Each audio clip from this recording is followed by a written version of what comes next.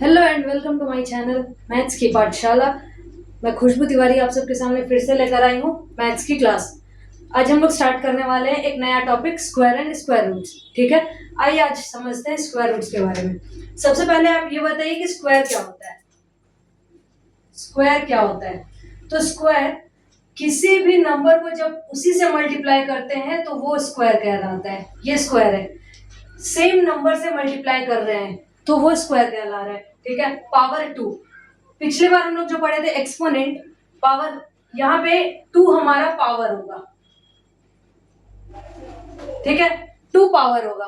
तो जहां पे सेम नंबर अपने आप को मल्टीप्लाई कर रहा है दूसरे नंबर से, वो कहलाता है स्क्वायर। ठीक है, अब स्क्वायर के बारे में एक चीज समझिए कि हमें 1 से 10 तक का स्क्वायर पता होना चाहिए। 1 का स्क्वायर 1, 2 का 4, 3 का 9, 4 का 16, 5 का 25, 6 का 36, 7 का 49, 8 का 64, 9 का 81 और 10 का स्क्वायर होता है 100। ये सबको पता है। ठीक है, ये टेबल्स सबको पता है। अब यहाँ पे हम एक चीज नोटिस करेंगे, आप जब भी 1 और 9 को मल्टीप्लाई कीजिए तो आपको यूनिट प्लेस पे जो डिजिट मिलता है वो होता है 1। ठीक है, किसको? 1 और 9 को जब भी हम स्क्वायर करें या सेम नंबर से मल्टीप्लाई करें तो हमें डिजिट मिलता है 1 यूनिट प्लेस पे। जब भी हम 2 को और 8 को मल्टीप्लाई करें उसी नंबर से या 2 और 8 का स्क्वायर निकालें तो हमें जो डिजिट मिलता है यूनिट प्लेस पे वो होता है 4। ये अब आप देखिए 3 को और 7 को जब आप मल्टीप्लाई करेंगे, जब आप 3 और 7 का स्क्वायर निकालेंगे तो आपको यूनिट प्लेस पे मिलेगा 9। जब आप 4 को और 6 को स्क्वायर करते हैं तो आपको यूनिट प्लेस पे मिलेगा 6। ठीक है, ये रहा। लेकिन जब आप 5 का स्क्वायर करते हैं तो आपको मिलेगा 5 और 0 का स्क्वायर करें तो आपको हमेशा मिलेगा 0। ठीक है, तो यहाँ पे आप एक चीज नोटिस कीजिए, आपके पास 1 है, 4 है, ठीक है, 5 है, 6 है, 9 है और 0 है। लेकिन 2, 3, 7 और 8 ये चारों नंबर्स स्क्वायर में नहीं है। इसका मतलब है कि कोई भी नंबर, ठीक है, कोई भी नंबर, कोई भी डिजिट अगर उसके पीछे 2, 3, 7, 8 हो, मतलब अगर यूनिट प्लेस पे हमें 2, 3, 7, 8 मिला, कोई भी नंबर हो, एनी नंबर जिसके यूनिट प्लेस पे 2, 3, 7 एंड 8 मिल जाए तो वो परफेक्ट स्क्वायर नहीं होता है। Not a perfect square. ठीक है, इस बात का हमेशा ध्यान देना है। 2, 3, 7, 8 किसी भी डिजिट के बाद अगर आपको मिल जाए यूनिट्स प्लेस पे ये चारों डिजिट में से कोई भी, तो वो आपको पता कर लेना है कि वो परफेक्ट स्क्वायर नहीं है। ये है एक फर्स्ट केस। और सेकंड केस जो हमारे पास होता है वो होता है कि number of zeros, number of zeros even में रहना चाहिए। नंबर ऑफ जीरोज अगर इवन में है तो फिर वो परफेक्ट स्क्वायर है। ठीक है, या नंबर ऑफ जीरोज अगर ऑड है तो वो परफेक्ट स्क्वायर नहीं होगा। आप इसको ऑड भी लिख सकते हैं। अगर ऑड है तो ये परफेक्ट स्क्वायर नहीं होगा।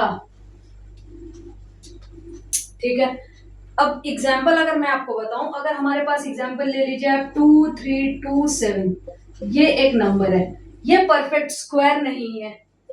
आप ऑड में ले लीजिए 1000, यहाँ पे नंबर ऑफ जीरोस 3 है जो कि एक ऑड नंबर है, तो ये भी स्क्वायर नहीं कहलाएगा। अगर हमारे पास 100 हो तो यहाँ पे 2 जीरो हैं, मतलब ये नंबर ऑफ जीरोस यहाँ पे इवन है और ये स्क्वायर कहलाएगा, परफेक्ट स्क्वायर।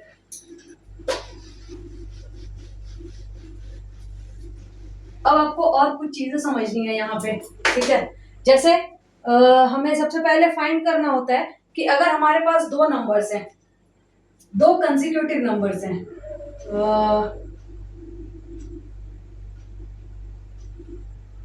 101 का स्क्वायर माइनस 100 का स्क्वायर, अगर हमारे पास दो कंसेक्यूटिव नंबर्स हैं, ठीक है, किस फॉर्म में, n+1 square minus n square, इस फॉर्म में, और दोनों के बीच अगर हमें डिफरेंस निकालना हो तो कैसे निकालेंगे? आपने एक फॉर्मूला पढ़ा होगा ए स्क्वायर माइनस बी स्क्वायर, जब आप फैक्टराइजेशन पढ़े होंगे क्लास 8 में तो आपने ये फॉर्मूला पढ़ा होगा। इस फॉर्मूले से आपको एक चीज पता चलेगा कि ये a प्लस बी और a माइनस बी के फॉर्म में हम इस चीज को लिख सकते हैं, ठीक है, इस चीज को लिख सकते हैं। तो वहीं से हम इस चीज को लिखेंगे, कैसे लिखेंगे, n+1 प्लस n और n+1 माइनस n। अब यहाँ पे ये plus n minus n zero बनाता है, आपको पता है, तो यहां से हमें क्या मिलेगा, 2n+1, डायरेक्ट सॉल्व कर सकते हैं। तो इससे हम इस क्वेश्चन को कैसे सॉल्व करेंगे?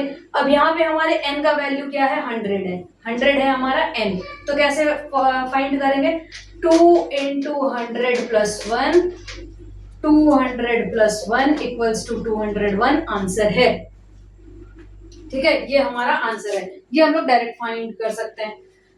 नेक्स्ट हमारे पास है, हमें दो कंसेक्यूटिव नंबर्स के स्क्वायर्स के बीच में n number of natural numbers find करना है, तो कैसे करेंगे? अगर हमारे पास दो नंबर्स है, मान लीजिए मैं एक एग्जांपल दूं अगर आपको, तो अगर हमारे पास दो नंबर्स है, मान लीजिए ये n+1 के स्क्वायर एंड n स्क्वायर, दो कंसेक्यूटिव नंबर्स हैं, ठीक है, आप इसको मान सकते हैं, ये मान लीजिए 100 का स्क्वायर और 101 का स्क्वायर।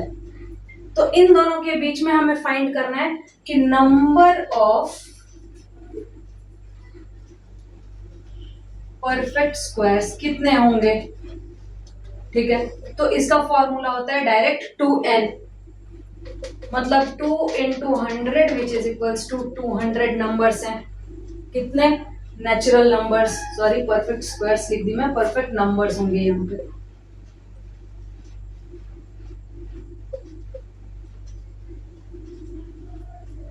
ठीक है, तो ये ऐसे फाइंड कर सकते हैं। इसके बाद एक और कॉन्सेप्ट आपको बताती हूँ, यहाँ पे एक पैटर्न है, ठीक है, आप सिंपली समझिए, जब भी हम ऑड नंबर्स को ऐड करते हैं तो एक पैटर्न फॉलो करता है, कैसे, सिर्फ 1 को अगर आप ऐड करें तो आपको मिलता है 1, ठीक है, जो कि 1 का स्क्वायर है। आप अगर 1 + 3 ऐड करें तो आपको मिलता है 4, ठीक है, और ये 4 2 का स्क्वायर है। आप ऐड कीजिए 1 + 3 + 5 तो आपको मिलता है 8, ये 9, ये 3 का स्क्वायर है। आप अगर ऐड करते हैं 1 + 3 + 5 + 7 तो आपको मिलता है 16, और ये 4 का स्क्वायर है। तो आप एक चीज पैटर्न फॉलो कर रहे हैं कि यहाँ पे एक नंबर है, 1 नंबर्स है तो 1 का स्क्वायर है, यहाँ पे 2 ऑड नंबर्स लिए गए हैं तो 2 का स्क्वायर है, यहाँ पे 3 ऑड नंबर्स लिए गए तो 3 का स्क्वायर है। उसी तरह से जब हम यहाँ पे n नंबर्स लेंगे तो हमारा आंसर क्या आएगा, n का स्क्वायर, ठीक है, तो इस चीज को भी आपको याद रखना है। सम ऑफ, इसे हम लोग कहते हैं sum of n odd numbers equals to n का स्क्वायर, ठीक है, तो यहां से आप ये पता कर सकते हैं। इसके बाद एक और कॉन्सेप्ट है इसी चैप्टर से, एक और कॉन्सेप्ट है, वो है सम ऑफ कंसेक्यूटिव नेचुरल नंबर्स।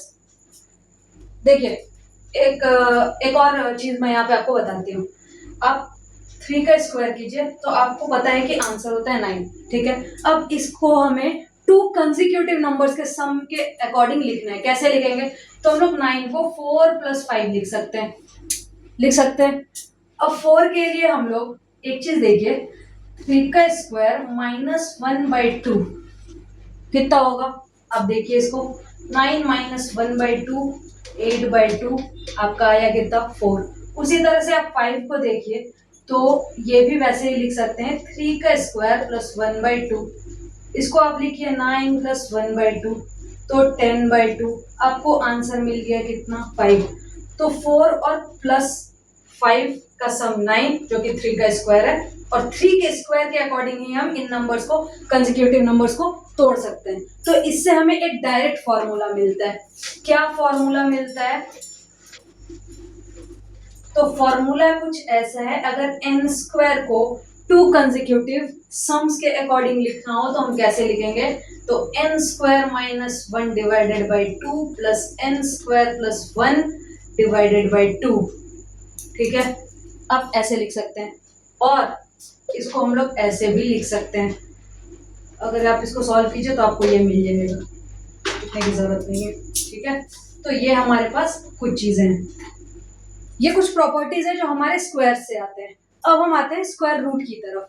देखिए, स्क्वायर रूट फाइंड करने के लिए आपके पास दो मेथड होता है। आज हम लोग एक ही मेथड समझेंगे, नेक्स्ट मेथड थोड़ा लंबा है इसलिए हम लोग नेक्स्ट वीडियो में समझेंगे। तो एक मेथड है स्क्वायर रूट फाइंड करने का, prime factorization. Square root find करने का दो मेथड है। ठीक है, ऐसे तो बहुत सारे मेथड है पर मेनली दो मेथड्स हम लोग यूज करते हैं। एक प्राइम फैक्टराइजेशन और दूसरा मेथड जो हम लोग यूज करते हैं वो होता है लॉन्ग डिवीजन। ठीक है, ये दो मेथड यूज करते हैं, जिसमें ये आप सबको पता है बट फिर भी मैं आज ये थोड़ा बता देती हूँ ताकि आप लोग रिवाइज कर लें। लॉन्ग डिवीजन हम लोग नेक्स्ट क्लास में पढ़ेंगे, बस आज थोड़ा प्राइम फैक्टराइजेशन को बता देती हूँ। ठीक है, हमें मान लीजिए कोई एलसीएम, कोई क्या बताऊं मैं, कोई एक नंबर है जिसका ये निकालना है, स्क्वायर रूट निकालना है। ठीक है, मान लीजिए हमारे पास नंबर है 4225, इसका स्क्वायर रूट निकालना है। तो कैसे निकालेंगे? तो सबसे हम पहले हमें 4225 को प्राइम फैक्टराइज करना पड़ेगा। ठीक है, मैं सिंपली देख रही हूँ, लास्ट डिजिट हमारा 5 है। अगर डिविजिबिलिटी रूल्स आपको पता है तो बहुत अच्छी बात है, आप उसको यूज कीजिए। लास्ट में 5 है तो हम 5 से डिवाइड करेंगे। 5 8 जा 40, 5 4 जा 20, 5 5 जा 25। ठीक है, अगेन 5 मिल रहा है, फिर से हम लोग 5 से डिवाइड करेंगे। 5 1 जा 5, 3 5 6 जा 5 9 जा। ठीक है, अब ये 169 ना 13 से डिवाइड होगा। ठीक है, तो हमें क्या मिला? ये मिल गया 5 इंटू 5 इंटू 13 इंटू 13। ठीक है, अब जब भी हम स्क्वायर रूट निकालेंगे प्राइम फैक्टराइजेशन मेथड यूज करके ना, तो हमें पेयर्स बनाने हैं, वो ध्यान देना है कि सेम नंबर्स के पेयर्स बनने चाहिए। यहाँ पे हमें पेयर्स देखने को मिल रहा है, तो हमारा स्क्वायर रूट और 4 2 5 जो होगा वो यहाँ पे बन जाएगा 5 into 13 which is equals to 65। तो ऐसे ही प्राइम फैक्टराइजेशन मेथड यूज करके हम किसी भी नंबर को निकाल सकते हैं। ठीक है, किसी भी नंबर का स्क्वायर रूट निकाल सकते हैं। और इसके बाद हम लोग पढ़ेंगे लॉन्ग डिवीजन मेथड और भी कुछ टॉपिक्स है जिसको हम लोग कंटिन्यू करेंगे नेक्स्ट क्लास में। आज के लिए इतना ही। थैंक यू लाइक करने के लिए और सब्सक्राइब करने के लिए, और ज्यादा लाइक कीजिए और शेयर कीजिए हमारे चैनल को। Thank you.